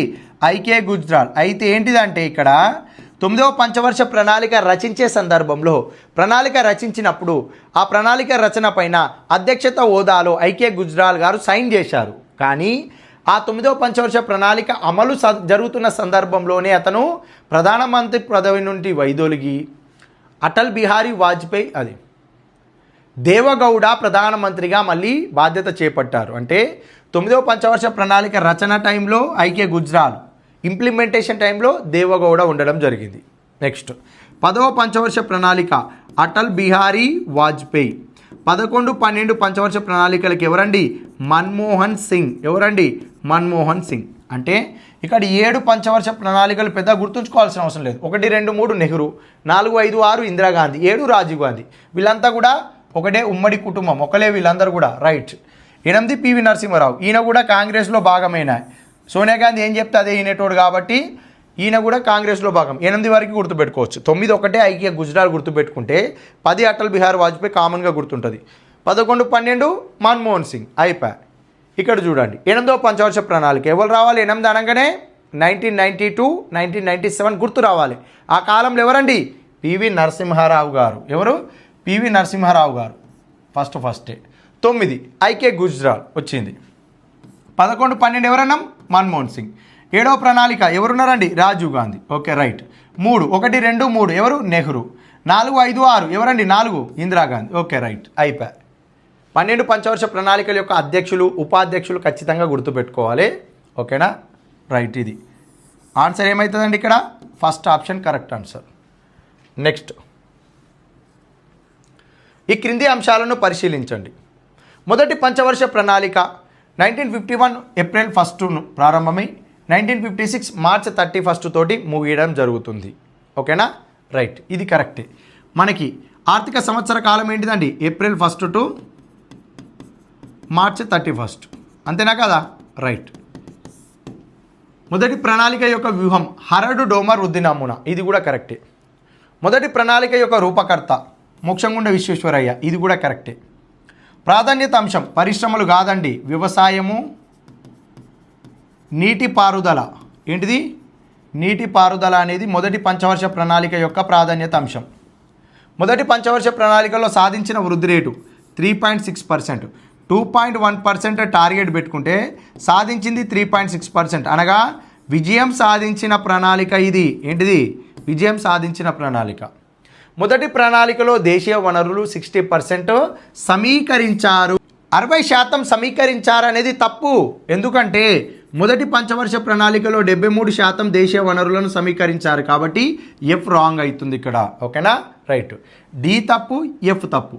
ఏ కరెక్టే, బి కరెక్టే, సి కరెక్టే, అదేవిధంగా ఈ కరెక్టే. అంటే ఏబిసిఈ ఇది కరెక్ట్ ఆన్సర్ అవుతుంది. ఏంటిది? ఏబిసిఈ అనేది మనకి ఇక్కడ కరెక్ట్ ఆన్సర్. ఓకేనా? రైట్. నెక్స్ట్, మొదటి పంచవర్ష ప్రణాళికకు సంబంధించి ఈ క్రింది అంశాలను పరిశీలించండి. అందులో ఫస్ట్ ఆప్షన్ ఏంటిదండి?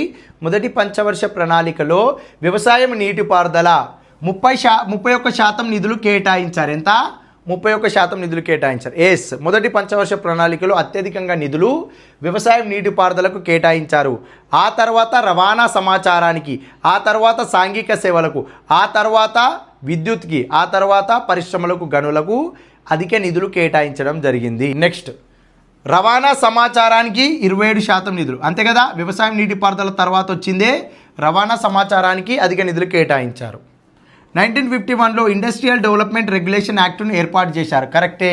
స్వతంత్రం తర్వాత భారతదేశంలో పరిశ్రమలు ఏర్పాటు చేయాలి అంటే ఎవరికి పడితే వాళ్లకు విపరీతంగా పరిశ్రమల అనుమతులు ఇవ్వకుండా ఎవరైనా పరిశ్రమలు ఏర్పాటు చేయాలంటే ప్రభుత్వం దగ్గర ఖచ్చితంగా అనుమతి తీసుకొని, ఒక లైసెన్స్ తీసుకొని పరిశ్రమలు ఏర్పాటు చేసుకునే విధంగా 1951లో కేంద్ర ప్రభుత్వం ఒక చట్టం చేసింది, ఇండస్ట్రియల్ డెవలప్మెంట్ రెగ్యులేషన్ యాక్ట్. ఏంటిది?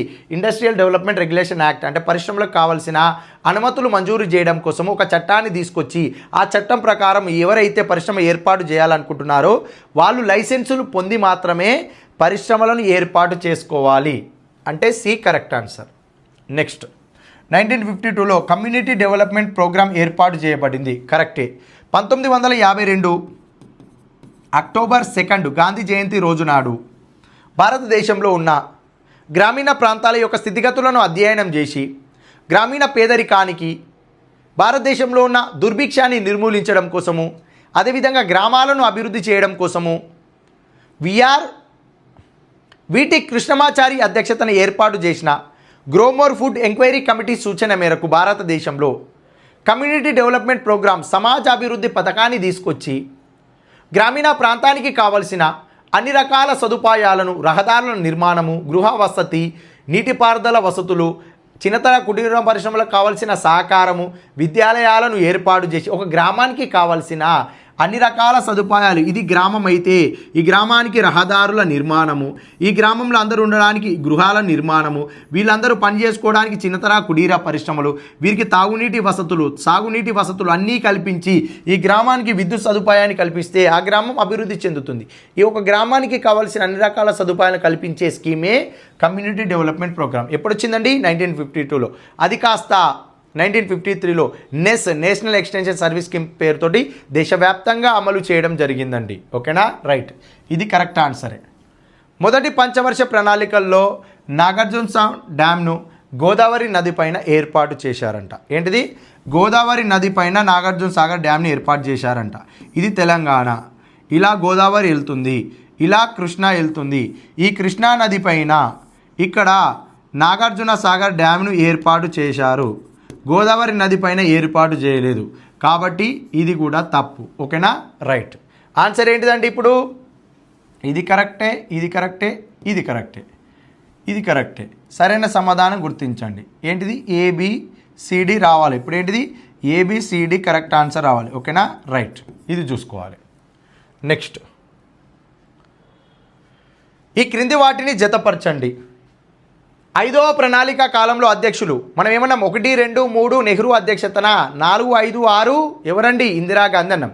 మరి ఇక్కడ 5వ ప్రణాళిక కాలంలో అధ్యక్షులు అంటున్నారు. ఎవరు? ఇందిరాగాంధీ వస్తారు. రెండవ ప్రణాళిక కాలంలో ప్రణాళిక వ్యూహం ప్రసాద్ చంద్ర మెహ్లనోబిస్ యొక్క వ్యూహం. రెండవ ప్రణాళిక సాధించిన వృద్ధి రేటు 4.3%. ఏంటిది 4.3%. 4.5% టార్గెట్ పెట్టుకుంటే సాధించిన వృద్ధి రేటు 4.3% రెండవ పంచవర్ష ప్రణాళికలో. Okay right. మొదటి పంచవర్ష ప్రణాళిక ప్రాధాన్యత అంశం వ్యవసాయం నీటిపారుదల కరెక్టే. రెండవ పంచవర్ష ప్రణాళిక ఉపాధ్యక్షులు వీటి కృష్ణమాచారి. మొదటి పంచవర్ష ప్రణాళికకు ఉపాధ్యక్షులుగా గుల్జరీలాల్ నందా. రెండవ పంచవర్ష ప్రణాళికకు ఉపాధ్యక్షులుగా వీటి కృష్ణమాచారి. మూడో పంచవర్ష ప్రణాళికకి సీఎం త్రివేది అశోక్ మెహతా. నాలుగో పంచవర్ష ప్రణాళిక ఉపాధ్యక్షులుగా డిఆర్ గాడ్గిల్. ఐదవ పంచవర్ష ప్రణాళికకు ఉపాధ్యక్షులుగా పిఎన్ అక్సర్. ఆరో పంచవర్ష ప్రణాళికకి అధ్యక్షులుగా డి తివారీ, ఎస్బి చౌహాన్. ఏడవ పంచవర్ష ప్రణాళికకి ఉపాధ్యక్షులుగా మన్మోహన్ సింగ్. ఎనిమిదవ పంచవర్ష ప్రణాళికకి ఉపాధ్యక్షులుగా ప్రణబ్ ముఖర్జీ. తొమ్మిదవ పంచవర్ష ప్రణాళికకి ఉపాధ్యక్షులుగా పనిచేసింది మధు దండావతే. పదవ పంచవర్ష ప్రణాళికకు ఉపాధ్యక్షులుగా పనిచేసిన వారు కేసీ పంత్. 11, 12 పంచవర్ష ప్రణాళికలకు ఉపాధ్యక్షులుగా పనిచేసిన వారు మంటెంగ్ సింగ్ అహ్లూవాలియా. అంటే 12 పంచవర్ష ప్రణాళికల యొక్క ఉపాధ్యక్షుల పైన కూడా అవగాహన ఉండాలి. ఆన్సర్ ఏందండి? A1, B2, C3, D4 ఇవి వస్తాయి. ఏంటిది? A1, B2, C3, D4, E5 అంటే 4 ఆన్సర్ కరెక్ట్ అవుతుంది ఇక్కడ. నెక్స్ట్ 16వ క్వశ్చన్. రెండవ ప్రణాళిక కాలంకి సంబంధించి ఈ క్రింది అంశాలను పరిశీలించండి. రెండవ ప్రణాళిక కాలంలో జాతీయ ఆదాయ పెరుగుదల 19.5% కరెక్ట్ ఆన్సర్ అండి. ఈ రెండవ పంచవర్ష ప్రణాళిక కాలంలో దేశీయ వనరులు 65% సమకూర్చారు. కాదండి, 56% సమకూర్చారు. కాబట్టి ఇది తప్పు. ఓకేనా రైట్. నెక్స్ట్ ఈ ప్రణాళిక కాలంలో అనగా రెండవ పంచవర్ష ప్రణాళిక కాలంలో 10 లక్షల టన్నుల ఉత్పత్తి సామర్థ్యం కల 3 ఇనుము ఉక్కు కర్మాగారాలను స్థాపించారు. ఆ 3 ఇనుము ఉక్కు కర్మాగారాలు ఏంటివి అంటే, ఒకటి రూర్కేలా ఇనుము ఉక్కు కర్మాగారము. ఏంటిది? రూర్కేలా ఎక్కడండి? ఒడిస్సాలో, వెస్ట్ జర్మనీ సహకారంతో. నెక్స్ట్ దుర్గాపూర్ ఇనుము ఉక్కు కర్మాగారం ఎక్కడండి? వెస్ట్ బెంగాల్. ఎవరి సహాయం అండి? బ్రిటన్, యూకే వాళ్ళ సహాయం. మూడోది బిలాయ్ ఇనుము ఉక్కు కర్మాగారం ఎక్కడండి? ఆనాడు మధ్యప్రదేశ్, ప్రస్తుతము ఛత్తీస్గఢ్ రాష్ట్రము. అప్పుడు ఎవరు సహాయం తీసుకున్నారు అంటే రష్యా. ఏంటిది? రష్యా సహాయంతో భారతదేశంలో 10 లక్షల టన్నులను ఉత్పత్తి చేసే సామర్థ్యం కలిగిన 3 ఇనుముక్కు కర్మాగారాలను రెండవ పంచవర్ష ప్రణాళిక కాలంలో స్థాపించడం జరిగింది. ఓకేనా, ఇది కూడా కరెక్టే. నెక్స్ట్ రెండవ ప్రణాళిక సమయంలో రవాణా సమాచారానికి 27% నిధులు కేటాయించారు. ఇది కూడా కరెక్ట్ ఆన్సర్ అండి. అంటే మనకి ఏసీడీ ఇక్కడ కరెక్ట్ ఆన్సర్ అవుతుంది. ఏంటిది? ఏసీడీ కరెక్ట్ ఆన్సర్ అవుతుంది. ఏసీడీ చూసుకోవాలి మనం ఇక్కడ. ఏసీడీ అనేది మనకి ఇక్కడ correct answer. Okay right. Next క్రింది వాటిని జతపరచండి. వన్ సైడ్ ఏమో స్కీమ్స్ ఇచ్చాడు. స్కీమ్లకు సంబంధించిన కాలాలు ఎప్పుడు ప్రారంభించారో ఆ స్కీమ్లు కాలాలు. Okay right. I A D P intensive agriculture development programme భారతదేశంలో ఆహార ధాన్యాల కొరతను తీర్చడం కోసము భారతదేశంలో ఉన్న వ్యవసాయ రంగంలో సాంప్రదాయ పద్ధతులను పక్కకు పెట్టి ఆధునాతన పద్ధతిలో వ్యవసాయం చేస్తే పంటల దిగుబడి ఎలా ఉంటుందో పైలట్ ప్రాజెక్టుగా తీసుకోవడం కోసం దేశంలో సంవత్సరం పొడవునా నీటిపారుదల వసతులు కలిగిన 7 జిల్లాలను ఎంపిక చేసుకొని ఆధునాతన పద్ధతిలో వ్యవసాయం చేసి ఇంటెన్సివ్ అగ్రికల్చర్ డెవలప్మెంట్ ప్రోగ్రామ్ తోటి ప్రోగ్రామ్ను డిజైన్ చేసి ఆ 7 జిల్లాలలో కాన్సన్ట్రేట్ చేసి పంటల దిగుబడిని పెంచేలా చేసే చర్యనే ఇంటెన్సివ్ అగ్రికల్చర్ డెవలప్మెంట్ ప్రోగ్రామ్. ఎప్పుడు వచ్చిందండి? 1960లో. ఈ ఐఏడిపే కాస్త తర్వాత కాలంలో ఐఏఏపి ఇంటెన్సివ్ అగ్రికల్చర్ ఏరియా ప్రోగ్రామ్. ఇది జిల్లాల కార్యక్రమం, ఇది ప్రాంతాల కార్యక్రమం. ఇక్కడ 7 జిల్లాలు, ఇక్కడ 114 ప్రాంతాలను సెలెక్ట్ చేసి భారతదేశంలో నీటిపారుదల కలిగిన 114 ప్రాంతాలను ఎంపిక చేసి ఆ 114 ప్రాంతాలలో పంటల దిగుబడిని పెంచేందుకై తీసుకొచ్చిందే ఇంటెన్సివ్ అగ్రికల్చర్ ఏరియా ప్రోగ్రామ్. ఎప్పుడు వచ్చిందండి? 1965లో వచ్చింది. నెక్స్ట్ ఏముంది ఇక్కడ? నాఫేడ్ ఎప్పుడు ఏర్పాటు చేశారంటే 1958లో. నేషనల్ అగ్రికల్చరల్ మార్కెటింగ్ ఫెడరేషన్ భారతదేశంలో రైతులు పండించిన పంటలకు గిట్టుబాటు ధర కల్పిస్తూ, ఇప్పుడు ఎగ్జాంపుల్కి చెప్తే ఇప్పుడు తెలంగాణలో విపరీతంగా టమాటా పంట పండింది, రోడ్ల మీదనే పడబోస్తున్నారు, ఎందుకంటే ధరలు లేవు కాబట్టి. అలాంటి టమాటా పంట విపరీతంగా పండితే రైతు నష్టపోతాడు కదా. ఈ తెలంగాణ నుంచి టమాటాను కాస్త కేంద్రం ఏం చేస్తుంది అంటే ఈ నాఫేడ్ మధ్యవర్తిత్వం వహించి కేంద్రం కోసము అది ఇనిషియేటివ్ తీసుకొని తెలంగాణ నుంచి టమాటాలన్నింటినీ కొనుగోలు చేసి విదేశాలకు ఎక్స్పోర్ట్ చేస్తుంది. దాని వలన కేంద్రం ద్వారా అనగా నాఫెడ్ కేంద్రం తరపున ఇక్కడ తెలంగాణలో టమాటాలు కొని రైతులకు గిట్టుబాటు ధర కల్పించి విదేశాలకు ఎక్స్పోర్ట్ చేస్తుంది. దానివల్ల రైతులు ఆర్థికంగా ఇబ్బందులు ఎదుర్కొంటారా? ఎదుర్కోరు. కాబట్టి సహకార రంగంలో రైతులకు ఆర్థిక మద్దతు కల్పించేందుకే ఆర్థికంగా రైతులు నష్టపోకుండా పంట నష్టం రాకుండా ఉండడం కోసము నాఫెడ్ను ఏర్పాటు చేశారు 1958లో. నెక్స్ట్ సెంట్రల్ వేరోజింగ్ కార్పొరేషన్ 1957లో కేంద్ర గిడ్డంకుల సంస్థ అండి. ఏంటిదంటే రైతులు పండించిన ధాన్యాన్ని నిల్వ చేయడం కోసము రాష్ట్రాలలో గిడ్డంకులను ఏర్పాటు చేయాలని చెప్పి సెంట్రల్ వేరోజింగ్ కార్పొరేషన్ 1957లో తీసుకొచ్చారు. ఆ నెక్స్ట్ ఏంటిదండి ఎల్ఐసి లైఫ్ ఇన్సూరెన్స్ కార్పొరేషన్ 1956లో వచ్చింది. లైఫ్ ఇన్సూరెన్స్ కార్పొరేషన్ అంటే భారతదేశంలో 1956 నాటికి ఉన్న ప్రైవేటు జీవిత బీమా సంస్థలన్నింటినీ కూడా ఒక దగ్గరికి తీసుకొచ్చి లైఫ్ ఇన్సూరెన్స్ కార్పొరేషన్ ఏర్పాటు చేసి దానిని ప్రభుత్వం జాతీయం చేసుకోవడం జరిగింది. ఎప్పుడండి? 1956లో. కాబట్టి ఆన్సర్ ఏంటిదండి? A1 B2 C3 D4 E5 ఇది కరెక్ట్ ఆన్సర్ అవుతుంది. ఓకేనా? రైట్. నెక్స్ట్ ఈ క్రింది అంశాలను పరిశీలించండి.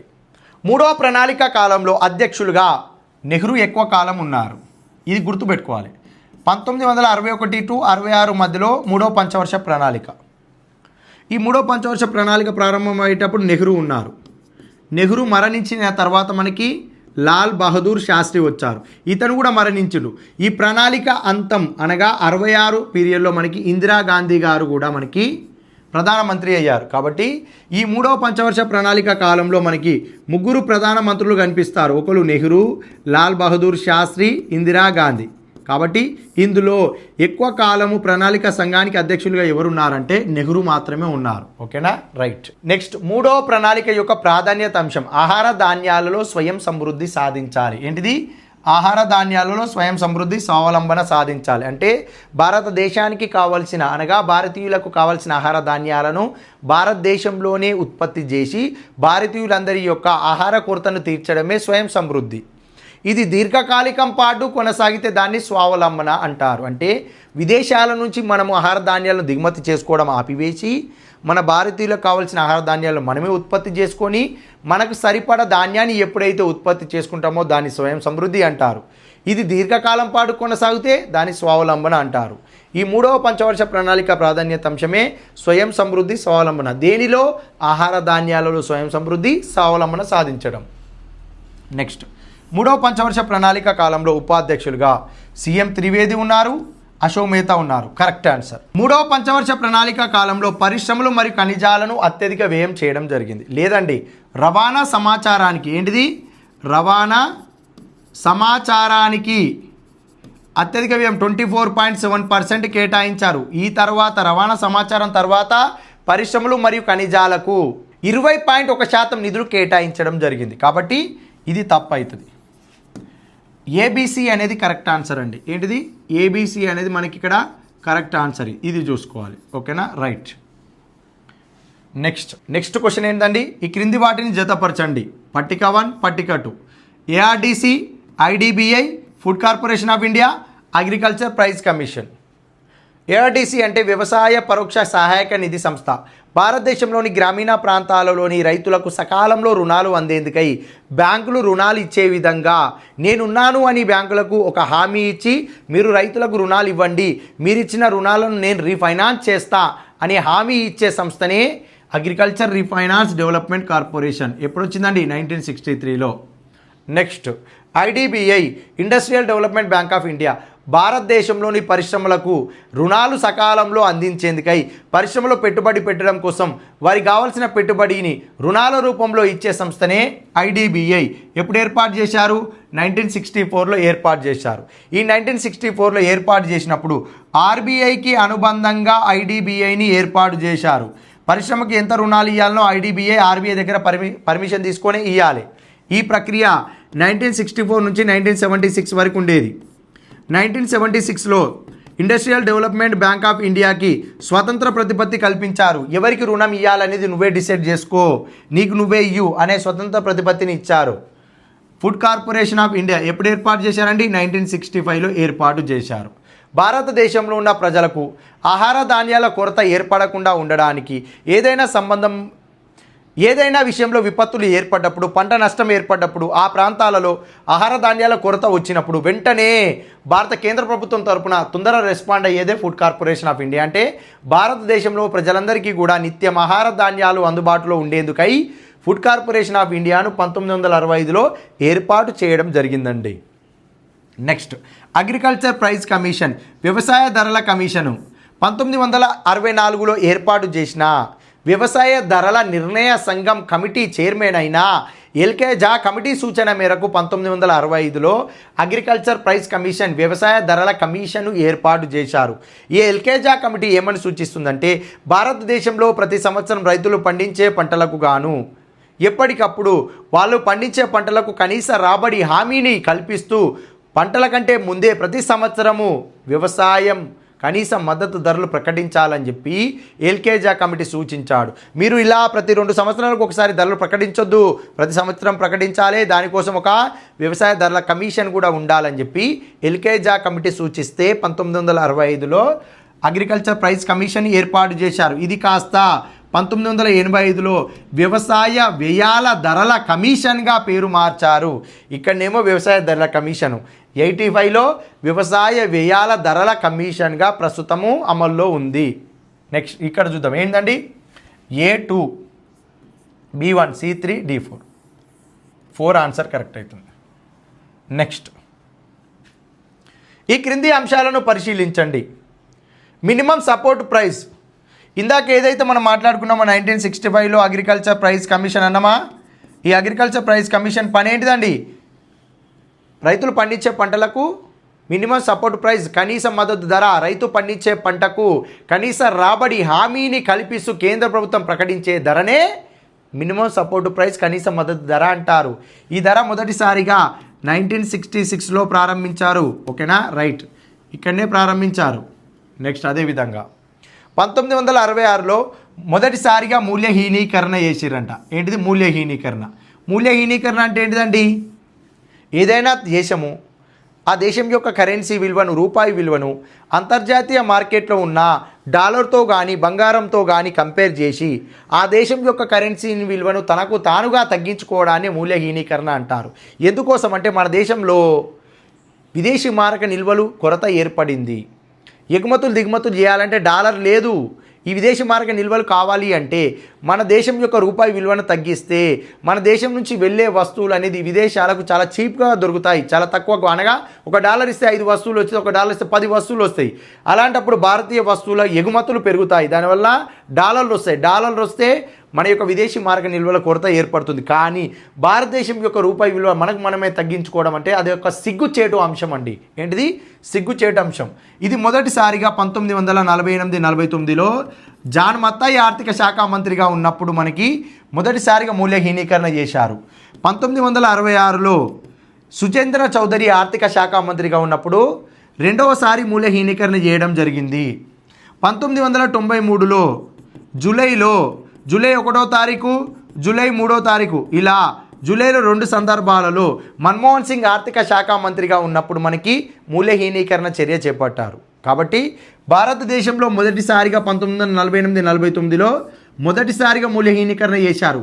ఇక్కడ 66 ఇచ్చాడు, 66లో రెండోసారి మూల్యహీనీకరణ చేయడం జరిగింది. కాబట్టి ఇది తప్పు. ఓకేనా, రైట్. నెక్స్ట్, 1969లో లీడ్ బ్యాంక్ స్కీమ్ను ఏర్పాటు చేశారు. కరెక్ట్ ఆన్సర్ అండి.